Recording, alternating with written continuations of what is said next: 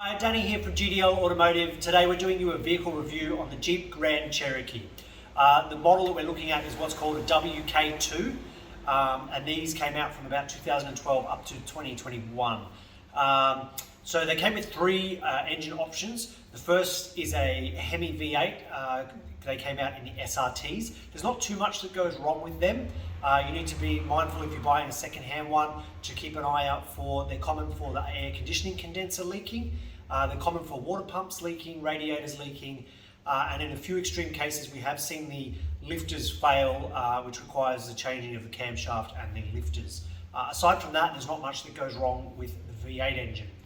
The next engine that they come with is a 3.6 petrol engine. Also pretty good, but not great if you're buying these for towing, which generally, if you're buying a WK2, you're buying a vehicle that's able to tow. Things that the petrol engine do is primarily, primarily oil leaks.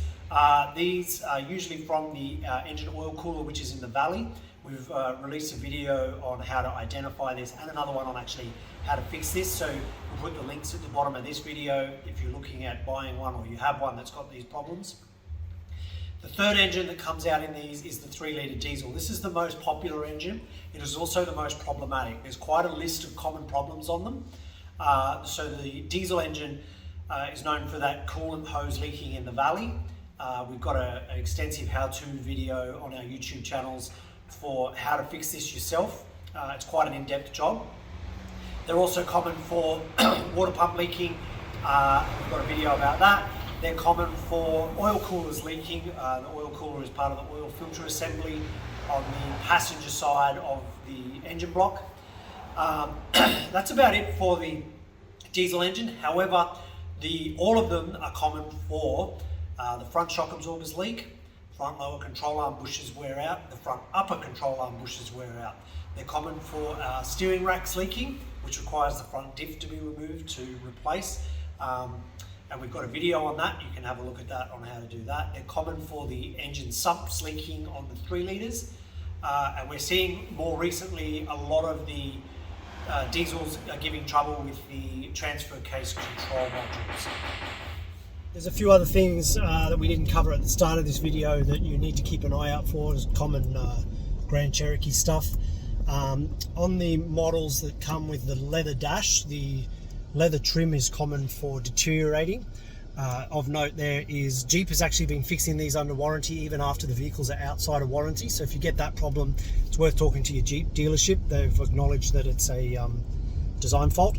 The other thing that we're seeing a lot of, and we'll do another video all about it, is some troubles with the transfer case. The symptoms that you can get are anywhere from check engine light, ABS and traction control warning lights, all the way through to what feels like a viscous coupling binding up. So what that means, for those that don't know, is if you do a reverse parallel park and it feels like somebody reefed the handbrake on while you were halfway through it, that generally means the transfer case gives trouble. And in any other vehicle on the market, you'd be spot on the money. But with Jeep and these Grand Cherokees, 9 times out of 10, it's actually the control module that gives trouble.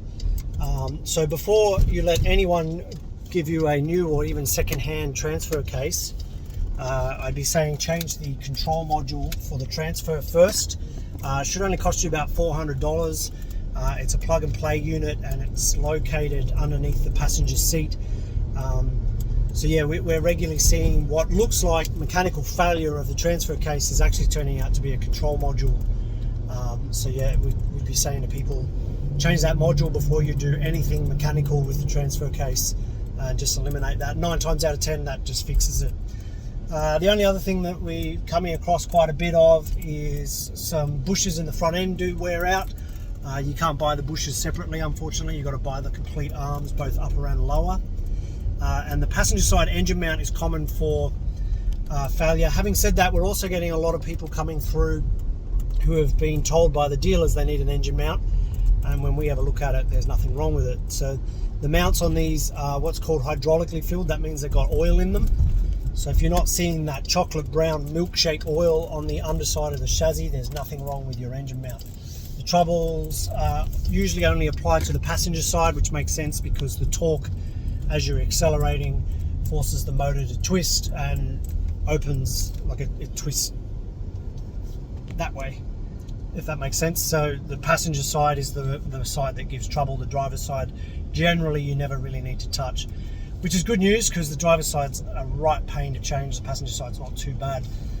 We've had a few people on the YouTube channels ask us to do a video on how to do them, which we will get to next time we get one. Unfortunately, every time we've had one come through, it's been I've been told by the dealer I need a mount, and we stick it on the hoist, and it turns out they don't. I think that's about it for Grand Cherokees. It's a relatively comprehensive list, but you've also got to bear in mind now these cars are pushing 10 to 15 years old, depending on what year model you've got. So people are quick to say that they're a lemon and there's problems with them. If you get any car that's 10 to 15 years old, you're going to have a long list of common faults. So you've got cars that are now pushing 100 to 150,000 kilometers on them. So yeah, for me, it's not a death sentence for the vehicle. It doesn't condemn it. Anything with that kind of mileage is going to need some money spent on it. So, but there you go. There's a fairly comprehensive list of things to keep an eye out for if you're looking at buying a second-hand Jeep Grand Cherokee. As obviously we've said, the diesels have more problems than the petrols, but if you're buying them for towing purposes, the diesel is what you need. Don't go with the petrol. It's just not up to the task. We have had a couple of people have some issues with the screen systems here, with the navigation and the stereo and head unit. This is actually the first time I've ever seen this, but I knew they were on the market. This is an aftermarket unit. You can buy this whole thing. I'm not even sure where. I would assume Strathfield Car Radios or somewhere like that. Fitting this, obviously it comes with a whole aftermarket climate control system. It's going to be much cheaper than replacing the factory screen and head unit. Again, I don't know too much about the quality of this particular product. I have seen in some of the Holdens that there's some cheap garbage on the market, so just be mindful if you're looking at doing this. You know, you need to spend a bit of coin. Your steering wheel controls still need to work.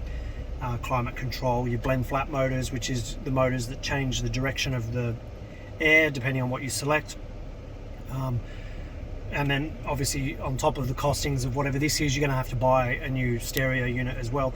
It still does come out cheaper than buying the whole replacement screen.